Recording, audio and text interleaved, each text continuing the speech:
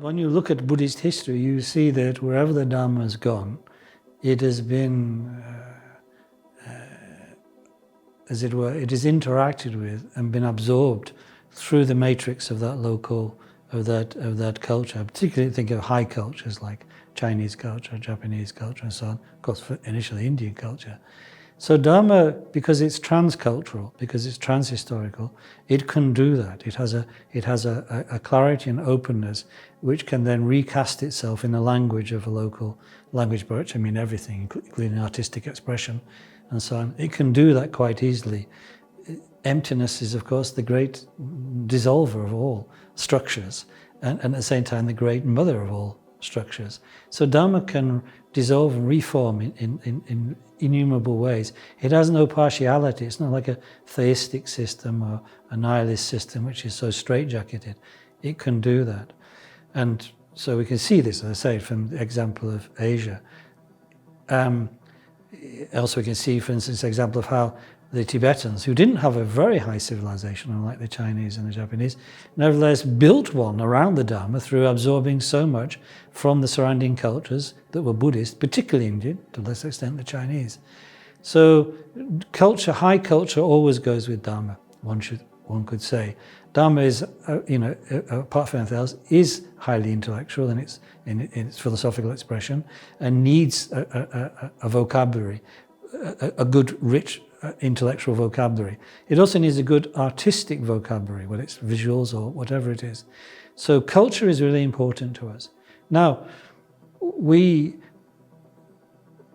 should, as Westerners, I think, rather like some of the more intelligent Christians before us did in the preceding two millennia, we should make use of what is valuable and powerful in our culture. Now, I don't mean some cheap game where we go around saying this poet, this writer, this painter was a Buddhist but didn't know it. I don't like that kind of imperialism. It's cheap and it's deceptive. But where there are resonances, where there's vocabularies, whether it's linguistic or artistic, we can draw on them to express our Dharma.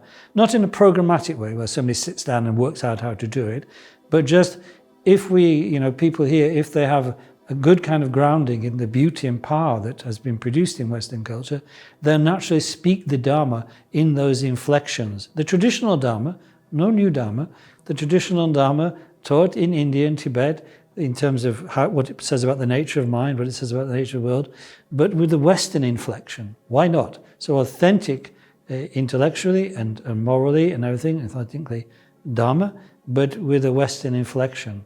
And that's why I feel that, although I don't want everybody to go out and start investing in classical libraries, not a bad idea, by the way, but you don't all have to do that.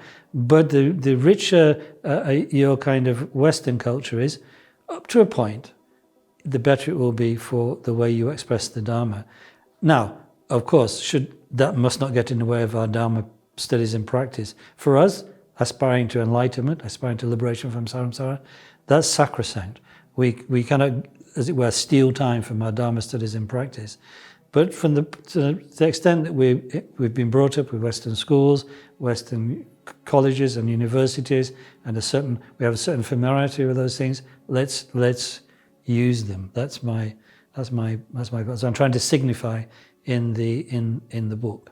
Just as Sakyapanda translated the works of Dandin on poetics into Tibetan, and that gave a certain richness to Dharma expression later in Tibet, including Micho Dorji's, of course. So we should.